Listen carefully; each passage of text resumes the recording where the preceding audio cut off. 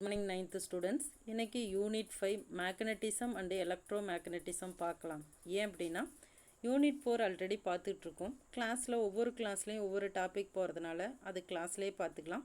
இப்போ இதில் பார்க்குறது magnetism and electro magnetism. Magnetism அப்படிங்கிறது காந்தவியல், எலக்ட்ரோ மேக்னட்டிசங்கிறது மின்காந்தவியல். இதில் காந்தங்களை பற்றி டீப்பாக படிக்க போகிறோம். அதே மாதிரி காந்தத்தில் மின்சாரம் போச்சுன்னா அந்த மின்காந்தம் எப்படி செயல்படுது அப்படிங்கிறதையும் நம்ம டீட்டெயிலாக படிக்கலாம். இப்போ இன்ட்ரடக்ஷன் பார்க்கலாம். Have you ever played with magnets? Do you wonder why it attracts iron? Magnets are always attractive object. Magnets are always attractive objects for the humans. In fact, famous scientist Einstein has mentioned that he was always attracted by magnets in his childhood. In the olden days, magnets were used in the ships. Captains of the ship effectively used the magnets to identify the direction of the ship in the sea. Important ஒன்று. Introduction பாருங்கள். பொதுவாகவே பார்த்திங்கன்னா எல்லாத்துக்குமே மேக்னெட்ஸில் விளையாடுறதுங்கிறது ரொம்ப ரொம்ப பிடிச்ச விஷயம். சரியா? இப்போ காந்தத்தை வச்சு அதில் இரும்பு தூள்லாம் ஒட்டுதா அப்படிங்கிறது மண்ணில் வச்சு நம்ம எப்பவுமே விளையாண்டுட்ருப்போம். பொதுவாக பார்த்திங்கன்னா சைல்டுஹுட் டேஸில் இருந்தாலும் சரி, அதாவது ரொம்ப ஏர்லியில் பார்த்தா கூட ஐன்ஸ்டீன் கூட அவரோட சின்ன வயசில் காந்தத்தில் விளையாடுறது அவருக்கு ரொம்ப பிடிச்சிருந்துச்சி. ஓகேவா? ஆரம்பத்தில் பார்த்திங்கன்னா ஷிப்பில் திசையை காட்டுற கருவியாக டைரக்ஷனை காட்டுறதுக்காக தான் இந்த மேக்னட்ஸை நம்ம ஓல்டன் பீப்புள்ஸ் யூஸ் பண்ணிகிட்டு இருந்தாங்க.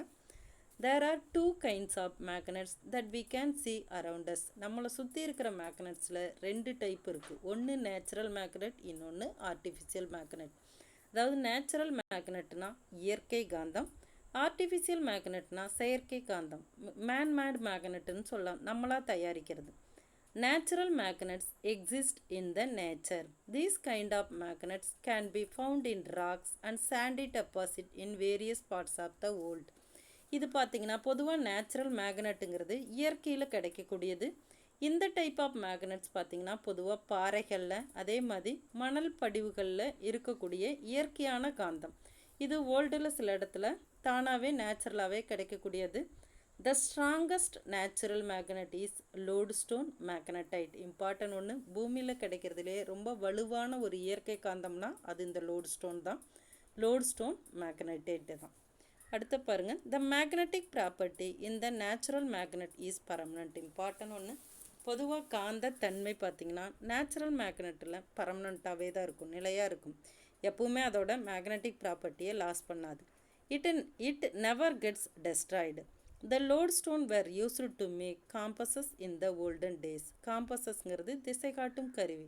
ஆரம்ப காலத்தில் நம் மக்கள் எதுக்காக இந்த இயற்கை காந்தத்தை யூஸ் பண்ணாங்க அப்படின்னா ஷிப்பில் போகும்போது திசையை காட்டுறதுக்காக திசை காட்டும் கருவியாக தான் பயன்படுத்தியிருக்காங்க.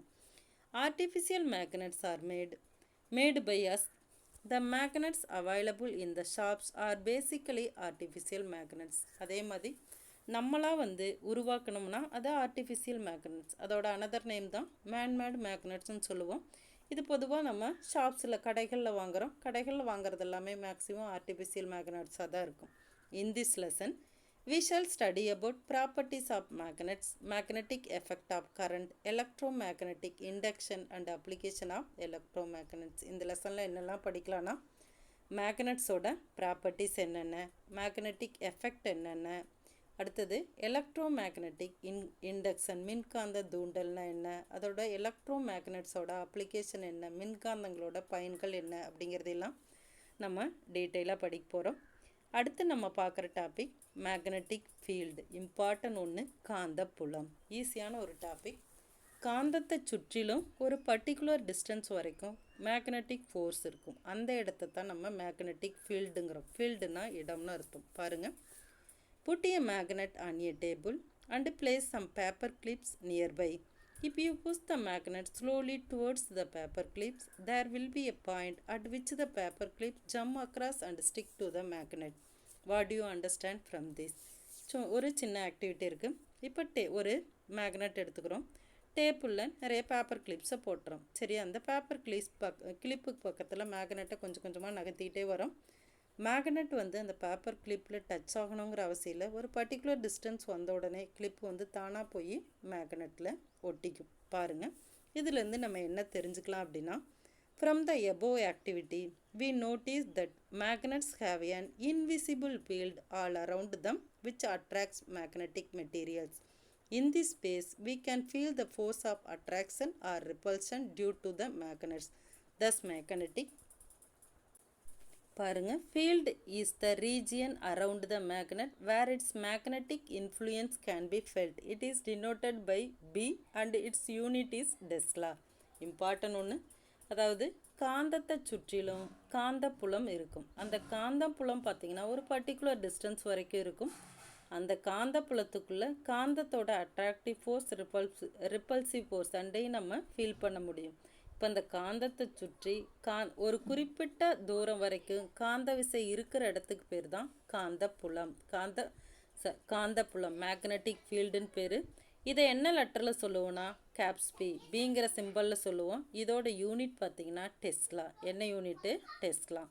The direction of the magnetic field around a magnet can be found by placing a small compass in the magnetic field. இந்த மேக்னெட்டிக் ஃபீல்டோட டைரக்ஷன், காந்த புலத்தோட திசையை வரைகிறதுக்கு நம்ம என்ன பண்ணணும் அப்படின்னா, ஒரு சின்ன காம்பஸை இந்த மேக்னெட்டிக் ஃபீல்டுக்கு பக்கத்தில் கொண்டு வந்து வச்சிட்டோம் அப்படின்னா, அதிலிருந்து எந்த சைடிலிருந்து எந்த டைரக்ஷனுக்கு இந்த மேக்னெட்டிக் ஃபோர்ஸ் போகுதுங்கிறத ஈஸியாக நம்ம கண்டுபிடிக்க முடியும். Magnetic field can penetrate through all kind of materials, not just air. The earth produces its own magnetic field which seals the earth ozone layer from the solar wind and it is important for navigation also. பாருங்க, இந்த magnetic ஃபீல்டுங்கிறது பெனட்ரேட்னா ஊடுருவுதல். எல்லா வகையான பொருள்களையும் ஊடுருவக்கூடியது. காற்று மட்டும் இல்லை, எல்லா வகையான பொருள்களையும் ஊடுருவக்கூடியது. அதே மாதிரி பூமியை அதை சுற்றி அதுவாக வந்து ஒரு காந்தப்புலத்தை உருவாக்கிக்கும். இது என்ன பண்ணுது அப்படின்னா, சூரியன்லேருந்து வரக்கூடிய அந்த சூரியன்லேருந்து வரக்கூடிய சூரிய கதிர்களை ஓசோன் அடுக்கு வந்து பாதுகாக்குது. எது? இந்த மேக்னெட்டிக் ஃபீல்டு தான். அதே மாதிரி பார்த்திங்கன்னா நேவிகேஷனில் திசை காட்டும் கருவியாக கப்பலில் கடல்வழி பயணத்தில் பயன்படுது. நெக்ஸ்ட்டு நம்ம பார்க்குறது மேக்னெட்டிக் ஃபீல்டு லைன்ஸ், காந்த விசை கோடுகள். அதை எப்படி நம்ம ட்ரா பண்ணலாம்? இப்போ காந்தத்தை சுற்றிலும் காந்தப்புலம் இருக்குன்னு சொன்னோம், மேக்னெட்டிக் ஃபீல்டு இருக்குன்னு சொன்னோம். அந்த மேக்னெட்டிக் ஃபீல்டில் இருக்கக்கூடிய ஃபீல்டு லைன்ஸை நம்ம எப்படி வரையலாம் அப்படிங்கிறத தான் பார்க்க போகிறோம். A magnetic field lines is defined as a curve drawn in the magnetic field in such a way that the tangent to the curve at any point gives the direction of the magnetic field. They start at North Pole and ends at South Pole. In figure 5.2, the arrow mark indicates the direction of magnetic field at points A, B and C. Note carefully that the magnetic field at a point is tangential to the magnetic field line. இப்போ பாருங்கள், magnetic field lines அப்படிங்கிறது magnetic ஃபீல்டில் நம்ம வளைவாக வரையக்கூடிய ஒரு கோடு தான்.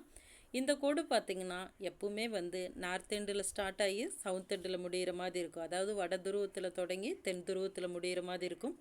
எந்த ஒரு பர்டிகுலர் பாயிண்ட்லேயும் நம்ம வரையக்கூடிய வடைகோடானது அந்த தொடுகோட்டுக்கு சாய்வாக இருக்கிற மாதிரியே தான் இருக்கும். தொடுகோடு அப்படிங்கிறது டான்ஜென்ட். அந்த தொடுகோட்டுக்கு சாய்வாக இருக்கிற மாதிரியே, தொடுகோட்டோட திசையில் இருக்கிற மாதிரியே தான் நம்ம வரைய போகிறோம். படத்தில் பார்த்திங்கன்னா தெரியும், ஏபிசிங்கிற 3 புள்ளியில் வரையக்கூடிய அப்படியே வந்து அந்த கோட்டை ஒட்டியே போகிற மாதிரி இருக்குது. அதுதான் வந்து தொடுகோடுன்னு சொல்லுவோம். இப்படி தான் மேக்னெட்டிக் ஃபீல்டு லைன்ஸை வரையணும். இது ஒரு வளைவாக வரையக்கூடிய கோடு. எதுக்குள்ளே வரைகிறோம் அப்படின்னா மேக்னெட்டிக் ஃபீல்டுக்குள்ளே வரைகிற கோடு. அடுத்தது பாருங்கள், மேக்னெட்டிக் ஃப்ளக்ஸ், காந்த பாயம். Magnetic flux is the number of magnetic field lines passing through a given area. It is denoted by psi and its number is Weber, WP. ஆக்சுவலாக மேக்னெட்டிக் ஃப்ளக்ஸுங்கிறது ஈஸியான டாபிக்.